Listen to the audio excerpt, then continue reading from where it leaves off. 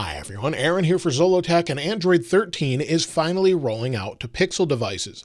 Now this is supported on Pixel 4 through Pixel 6a, so previous Pixel devices unfortunately will not get it. Other manufacturers will push it out later, such as Samsung with One UI 5.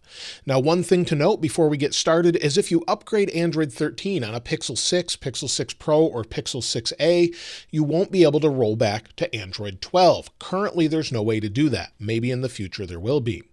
Now, Android 13's Easter egg has been updated, so if we go into our settings and go into the Easter egg, you'll see here we have the new build number, and then also if we tap on the Android version, 12 on the left, 13 on the right, we'll get our new Easter egg. Now, nothing looks different now, but if we go to 1 o'clock or 1300 for 13, we'll have an Easter egg. If we go to 12 o'clock, on Android 12, we have the Easter egg. However, on Android 13, you'll see the bezels are a little bit different, and if we press and hold on one of the dots, it switches to different emoji. That doesn't happen on Android 12. On the lock screen, if we tap to wake, you'll see here that the notifications look slightly different with the little bar at the bottom. So if we move our screen up or down, the bar will expand at the bottom, sort of limiting what's shown on the screen to help us be more focused on what's here. And if there's a ton of different notifications, you'll see it expands as we pull down, tap on it, and then it expands everything out. Also at the bottom, you can see the home app icon in the bottom left is a little bit different, and the bar at the bottom is a little bit wider. Additionally, on the lock screen, if we swipe up and go to our password and we put in the password, they've moved the location of the password closer to the keyboard and also changed emergency call to the word emergency. If we go into that, you'll see it looks the same. Also to do with the Home app, you now have a new option in your settings to control from locked devices. It says control external devices without unlocking your phone or tablet if allowed by the device control app. So if you have that on, you can go into your device controls without unlocking your device. So just press on Home and you'll go right in and you can access those home devices without having to unlock every single time. Below control from locked device, there's a new option for double line clock. You can turn that off if you don't like it. If you have no notifications or you're in Do Not Disturb, you'll see we have the double line clock. If we turn that off, we go back to the lock screen, you'll see it's back to the regular clock in the upper left as though you had notifications. Within the notification shade, we have some new options as well for our quick actions. So if we slide over, you'll see we have a new one for color correction. We can turn that on or off. If we swipe over again, we have scan QR code, and this actually uses Google Lens. So if you want to quickly go into that, you have the option to scan a QR code here, open links and more. And also we have another one here, as you can see, for one-handed mode, so you can turn that on or off quickly. Additionally, toward the bottom, we now have a new option area for settings. So before, this was closer to the top, and they've now moved it to the bottom. So as you can see here, with Android 12 on the left, Android 13 on the right, they've just moved a few things around. Within screencast settings, in our quick actions, it's got a new redesign. So it's a little clearer to understand with larger buttons. Also, if we go into screen recording, it's a little bit different also. We have the option for show touches on screen now. So when you're recording, you can show those or not show those at all. When you have your phone plugged in, whether that's to charge or maybe transfer files to a computer, and you have Do Not Disturb mode on, you won't be able to see your USB-C settings. Turn that off, you'll see the settings here, and the settings look a little bit different. Also, the icon for those settings has been updated as well. Within Notification Center, when you're in Landscape, if we tap on Screencast, you'll see the overall dialog box looks a little different now. It's been redesigned more like Material You. Within notification settings, there's an update as well. So if we go into our apps, or you can go into notifications, there's a lot more customization as far as notifications for that specific app, as well as permissions. So you can do this on an app by app basis. And then also we can pause information from this app. So if we go into the app specifically, you can pause app activity if unused. When you're playing music, videos, and more, there's an all new media player. So maybe you have an album playing, you'll see it matches the album art in the background. It looks really good, and if I hit play, it'll actually show, as I scrub through here, what's been played by having a little squiggly line behind what's been played. Also, everything has been moved around completely. When you're sending this maybe to a different device and you tap on this phone, you'll see this dialog looks a little different with different options as well. So it looks nicer and has more prominent buttons like the rest of the UI. Also, in addition to this, we now have spatial audio with head tracking added with Android 13. So maybe you have some supported devices, you have Pixel Bud Pro or anything else that supports spatial audio, you'll now have that on this device as well. Bluetooth LE support has been added and allows you to broadcast media to multiple people at once, and there's also MIDI 2.0 support, so a lot of really nice things built into the background when it comes to media.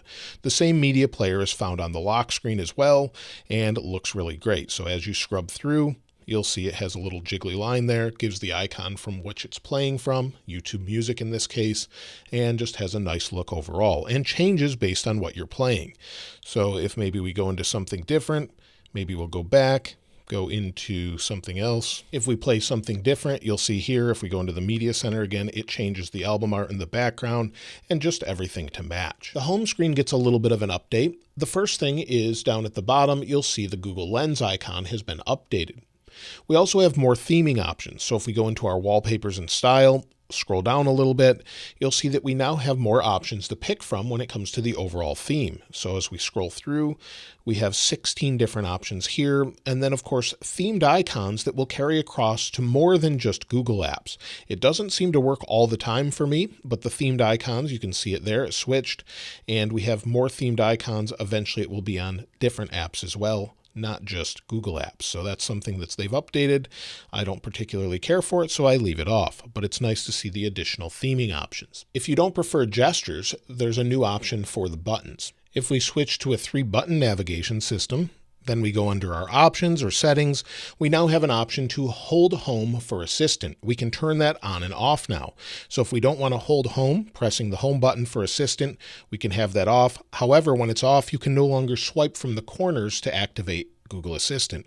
So just keep that in mind. Within the app drawer, if we type in an app that we use, maybe TikTok in this case, you'll see we have options to start recording notifications and For You. So again, if we do the same on Android 12. We have the same options on some devices. However, many people are saying this is new to Android 13. On the Pixel 6a on Android 12, I'm seeing it as well, but this is a newer feature where it can actually allow you to start recording or do something specific from that app directly. It's as though you long press the app on the home screen. Also within the app drawer, the first time you open an app up, maybe this one here, we'll just go through, you'll get a new permissions dialog asking you if it is allowed to connect to different things using location and more. This can pop up randomly if you haven't used the app in a while and just allows you to more control what's actually going on as far as the overall privacy. Additionally, if we copy some text out of maybe a website, once we've selected something and then tap on copy, we now have a little box that pops up in the left showing us what we've actually copied. If we tap on it, it will let us know. We can edit it here and more, hit done, and then we can share. So it's a nice little option. It works with anything you might be copying throughout the system itself. Within digital well-being and parental controls, if we go down and activate a focus mode, it actually lets us know our most distracting apps. It ranks them here and then gives us more options below in the rank that we use them. The photo picker in Android 13 is a little bit different for some. I'm actually not seeing it yet, but it disallows access to everything within the OS. So if we go into Twitter and maybe add a photo, if we tap on photos, it looks the same as we've always had. So it's disallowing access to the entire gallery, but is allowing access to one specific to Twitter that I've used before. So it does have that option. It doesn't look any different for me on the Pixel 6 Pro for some reason, but it is different for some. The Pixel Tips app has gotten an update as well. So there's some larger photos with some different tiles, and it just looks nicer overall. So it's a complete redesign of the Pixel Tips app. As you can see here, navigation, smart features, tools, and more. So it looks a little bit better, has the same functionality, but it's just gotten a redesign. Now, earlier I showed you how you could copy text. However, one thing that's coming to Pixel devices with Android 13 is the ability for smooth handoff. So if you copy text, a URL, or a picture, you can actually seamlessly paste that onto your tablet or other directly connected device. Now, that's not available yet. It will be available probably around the launch of the Pixel tablet, but that's something that's coming that's really nice that we've seen on iOS that we're going to see with Android soon as well.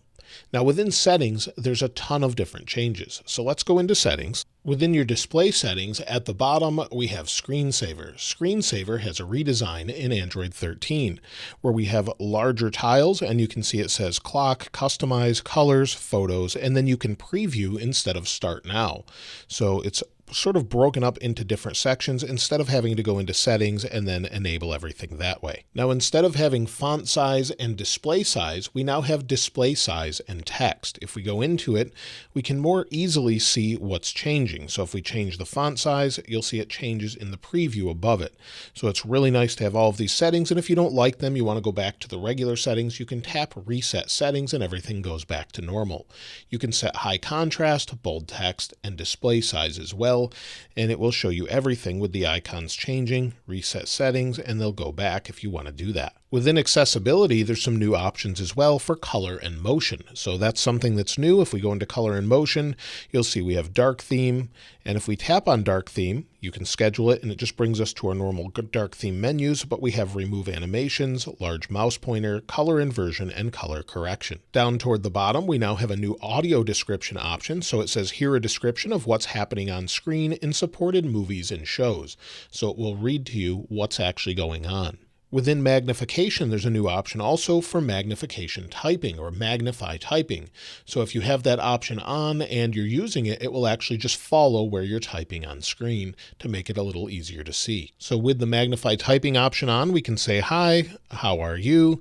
And you can see that it's actually following where I'm typing. So it's a nice little option where it wouldn't do that before. Within settings, down at the bottom under system, we now have some new options. Under gestures, we have quick tap to start actions, and if your phone is equipped with this, you'll now have the toggle flashlight option. So if you have this turned on, then we tap the back of the phone twice, it turns on the flashlight and gives us a little haptic feedback when it activates or deactivates. Sometimes it works intermittently, you have to do it a few times, but it does seem to work well overall. Under languages and input, we can set languages based on an individual app. So if we want one app to maybe be in English, the next app to be in Spanish, we can do that. So you'll see if we go to calendar, under calendar, we can set the system language to default, English, Espanol, or any of the other options that are available. And again, you can customize this on an app-by-app basis as long as it allows it. So you'll see here Google News, again, has the same options. So if you prefer one language based on an app, you can do that. If we have multiple users set up, you'll see it looks the same here, but if I tap on my name, it's been updated a little bit as far as the design, and we have a quick option to quickly add a photo if we want to do that, or we can change it to a different color as far as the profile picture. So if we don't want to add a photo, we now have color options instead of just take a photo and choose an image. Under sound and vibration, within sound and vibration, if we scroll down, go to vibrations and haptics, we now have more options. So we can control ring vibration. We also have notification vibration, alarm vibration, touch feedback, and media vibration. So we can control all of those separately where we couldn't control all of them before, such as alarm or media. In developer options, there's a few new options. So if we go into developer options, scroll way down, at the very bottom, we have stylus handwriting. So this is something that's there. It doesn't really do much on this particular device, but it's a new option that's there. If we scroll up a little, under the smallest width, you'll see it says 411 dpi. If we change this to 600, hit OK, you'll see we now have a menu bar at the bottom, and this hints at what we'll have with Pixel tablets. We also have a button to go to all of our apps or our app drawer. So that's something they've updated in the developer options. Of course, if you don't have this turned on, it won't enable it, but it works really well. And if we go home, you'll see the menu bar is a little bit different. Everything's smaller, of course, since we changed the DPI. If we go into our battery settings, this has been updated. So if we go into our battery usage, you'll see the graph is a little bit different. Now, I don't have a whole lot of usage on the 6A, but now you can tap on individual bars to show you what was used during that time. It will say 4 a.m. to 6 a.m. nothing. If we go to recent, it shows all the different apps I've been sharing in this video. So from 10 a.m. to 12 p.m. So it's updated with a little more granular information. Within battery saver, if we set a schedule and maybe we'll do based on percentage, it now starts at 10% instead of 5%. Under Extreme Battery Saver, they've updated it. So if we go into Essential Apps, it will rank them based on what's using the most power, and then you can sort them as well under battery usage to frequently used, battery usage, or none, and it gives you how much power they've actually used. So you'll see TikTok 5%, YouTube 4%, and so on. Additionally, with battery, if you have an app using a bunch of battery, it will show in the bottom left, although this may not show because I'm using Google Fi with its dedicated VPN turned on. So that's something it's not showing right now, but if you have an app using a ton of power, it will actually let you know. Now you can see I am on Android 13 as I have been all along, but mine doesn't show a few different things that some other people are seeing, such as that new photo picker and a new privacy and security dashboard that's actually combined. So this is something I have security and privacy, but they're separated right now. They're not a combined sort of menu. For whatever reason, I don't see that there. And so those are all the major changes in Android 13. A lot of little refinements and changes. Some of those things, like I said, I'm not seeing any updates as far as additional system settings or updates, and everything should be up to date at this point. So for whatever reason, it's not showing. Hopefully those will update in the background. And again, this is rolling out slowly to a lot of people. So far, using the beta, battery life has been pretty good, easily getting me through a day, and performance and smoothness overall is just great. As far as system smoothness, everything is just super smooth, whether you're opening the camera, it's nice and fast, performance is great, and I've really had no issues. Using Android 13 compared to Android 12 is just much nicer, a more refined experience, and just everything seems to be much better in that I'm using it. It doesn't seem different. It seems very familiar with some refinements here and there. Let me know what your favorite feature is in the comments below, and of course I'll link this wallpaper in the description like I normally do. If you haven't subscribed already though, please subscribe, and if you enjoyed the video, please give it a like. As always, thanks for watching. This is Aaron. I'll see you next time.